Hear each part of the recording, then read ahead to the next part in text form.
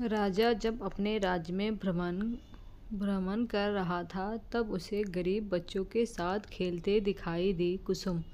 कुसुम को देखते ही राजा उस पर मोहित हो गया। रंग रूप में कोई ऐसी बात नहीं थी, एक साधारण सी दिखने वाली लड़की थी, लेकिन उसकी सादगी और भोलेपन ने राजा को आकर्षित किया।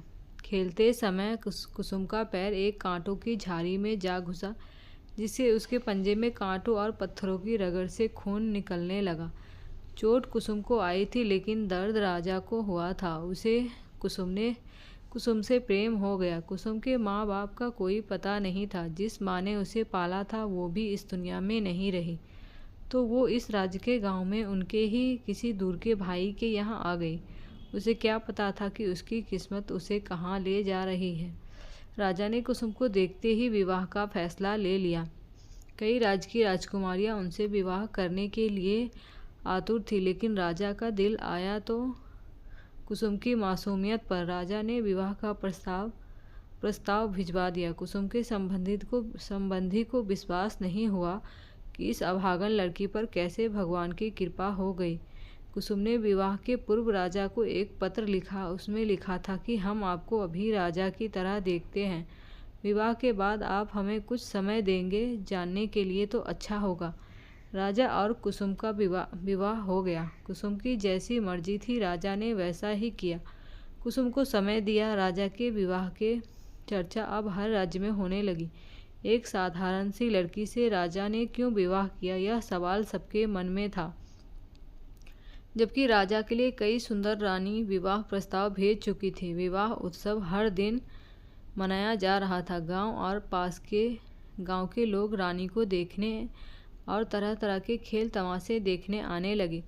करीब 25 दिन बाद रानी को थोड़ा चिंतित देखकर राजा ने कहा कि क्या हुआ, आप हमसे विवाह करके खुश नहीं हैं क्या?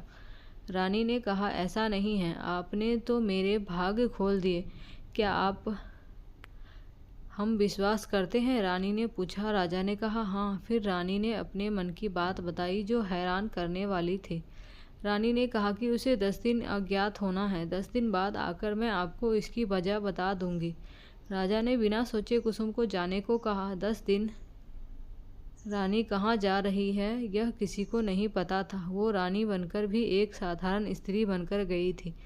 10 दिन बीत गए। राजा अपने दरबार में बैठा है और चेहरे पर हवाइयाँ उड़ी हुई है। उसके सामने रानी है, लेकिन एक नहीं बल्कि 2, हूबहू एक ही जैसी। दोनों में तिल मात्र का फर्क नहीं था। राजा ने देखकर कहा कि अभी भी समय है, आप दोनों में से एक अवसर देना चाहता हूँ। आप में से एक ही हमारी असली रानी है, दूसरी या तो कोई बहरूपी है या कोई और शक्ति। अभी भी सच्चाई बता दीजिए, मैं क्षमा कर दूंगा, वरना अगर हमें पता चला तो दंड मृत्यु होगी। दोनों यही कह रही थी कि वो है असली रानी। पूछे गए सवालों का जवाब भी दोनों एक सा बता रही थी। फिर राजा ने एक अंतिम प्रश्न पूछा कि बताओ, 10 दिन के लिए कहाँ गई थी? उनमें से एक रानी तो चुप रही। दूसरी ने कहा कि जैसा कि मैंने आपको बताया था कि इसकी वजह से आपको आकर बताऊंगी, तो मैं अपना वादा पूरा करती हूँ। मैं अनाथ थी, लेकिन जब से मुझे समझ आई है तब से मैंने यह ज़रूर सोचा है कि काश मैं अपने माँ पिता से मिल पाती। मुझे कुछ गुप्त पत्र मिल रहे थे जिसमें मेरी माँ का पता था। अब जब कि मैं रानी बन गई तब हर कोई मुझे अपनी पुत्री बनाना चाहेगा। इसलिए मैंने वहाँ जाकर उनसे भेंट की और सारी पूछ परख करने के बाद ही मैंने माना कि वो मेरी असली माँ हैं और मैं उन्हें अपने साथ यहाँ लाई हूँ। बस आपकी आज्ञा की प्रतीक्षा कर रही थी। रानी ने अपनी माँ को सबके सामने भरे दरबार में बुलाया। सब देखने के बाद राजा ने दूसरी रानी से पूछा कि तुम कुछ कहना चाहती हो? दूसरी रानी सर नीचे करके चुप रही। राजा ने कहा कि इस बहरूपी रानी को कारागृह में डाल दिया जाए। तभी वहाँ खड़ी पहली रानी ने कहा कि महाराज, कारागृह नहीं, इसे मृत्युदंड दे। इसने कोई छोटी गलती नहीं की। राजा ने कहा कि आप कहती है तो अवश्य इसे मृत्युदंड मिलेगा। बस उसके समय की घोषणा हम कल भरे दरबार में करेंगे। इतना कहकर राजा ने आदेश दिया कि उसे कारागृह में डाल दिया जाए। रात्रि के वक्त राजा अकेले कारागृह गया और बंदी रानी से कहा कि मुझे असलियत पता है। यह सुनकर हैरान रह गई और राजा की ओर देखने लगी। राजा ने अपनी बात फिर दोहराई कि मुझे पता है कि आप ही हमारी असली कुसुम हैं। रानी की आंखों से आंसू आने लगी। वो राजा को प्रेम भरी नज़रों से देखने लगी। राजा ने अपनी बात पूरी की, कहा कि बस मुझे इस बात से परेशान किया है कि आपने वहाँ यह नहीं बताया कि आप 10 दिन कहाँ गई थी, और वो रानी और उसके साथ में जो आई उसकी माँ, वो कौन है? रानी ने उत्तर दिया कि इसका उत्तर मैं आपको नहीं दे सकती, मैंने किसी को वादा किया है। राजा के बार बार पूछने पर भी जब रानी नहीं मानी तो राजा ने कहा कि ठीक है, कल भरे दरबार में उन दोनों को मृत्यु दंड दे दूंगा। तब रानी बोली, नहीं महाराज, ऐसा मत कीजिए। तब फिर रानी ने सच्चाई बताई, कहा कि वो मेरी माँ है। गुप्त पत्र मुझे आए थे तो मैं बताई जगह पर गई, वहाँ मैंने उनसे भेंट की। करीब 9 दिन मैंने उनसे बहुत बात की। उन्होंने आपके लिए पूछा, मैंने सब बता दिया। मैं अपनी माँ से पहली बार मिली थी, इसलिए मैंने उनसे सब कुछ कहा जो मैं कहना चाहती थी। राजा ने कहा कि आपने ऐसे कैसे मान लिया कि वो आपकी माँ है? उन पत्रों में उन्होंने सब लिखा था जो मेरी पालने वाली माँ ने मुझे बताया था।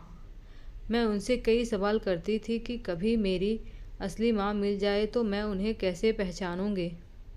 उन्होंने कहा कि जो तुम्हें यह बता दे कि तुम कहाँ छूट गई थी, किन वस्त्रों में थी, वही तुम्हारी माँ है। और उन्होंने उसका सही उत्तर दिया। मुझे इसमें कोई संदेह नहीं है कि वो मेरी माँ है। फिर उन्होंने ऐसा कैसे होने दिया? राजा के इस प्रश्न का उत्तर रानी ने दिया कि मुझे लगता है यह भी उन्होंने विवश होकर किया है।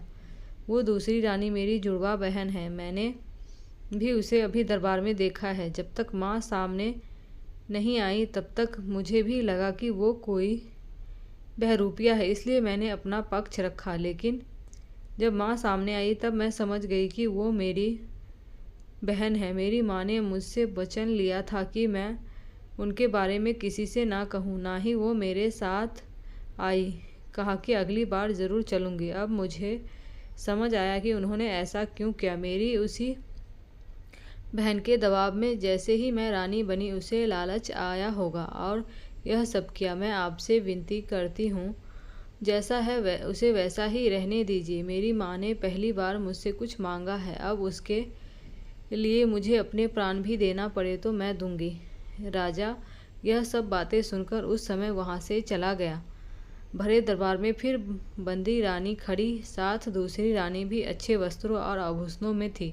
माँ खड़ी थी लेकिन मुंह नीचे करके। राजा ने कहा, बहरूपी रानी को 3 दिन पश्चात सबके सामने मृत्यु दंड दिया जाएगा।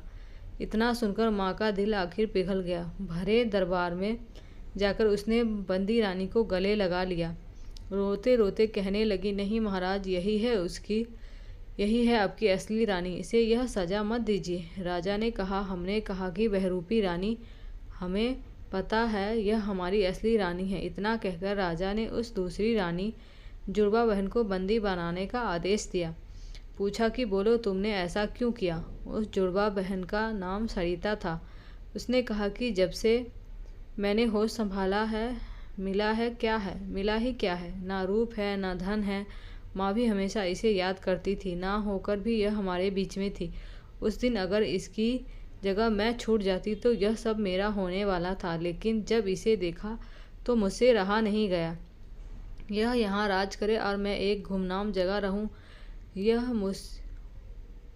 महलों में, मैं झोपड़ियों में, आखिर ऐसा भी क्या विशेष दिखा उसमें जो मुझ में नहीं? मुझसे भी विवाह कर लीजिए। राजा ने कहा, इतने सालों बाद तुम्हें अपनी बहन दिखी और तुमने यह सोचा, बड़े दुर्भाग्य की बात है। सिपाहियों, राजा के बोलने के पहले ही रानी ने बीच में कहा, महाराज आप इन्हें कृपा कर क्षमा करें, मेरे खातिर। महाराज बोले, देखो, जिसे तुम मृत्यु दंड देने वाली थी वो तुम्हारी जान की भीख मांग रही है। यही फर्क है तुम दोनों में।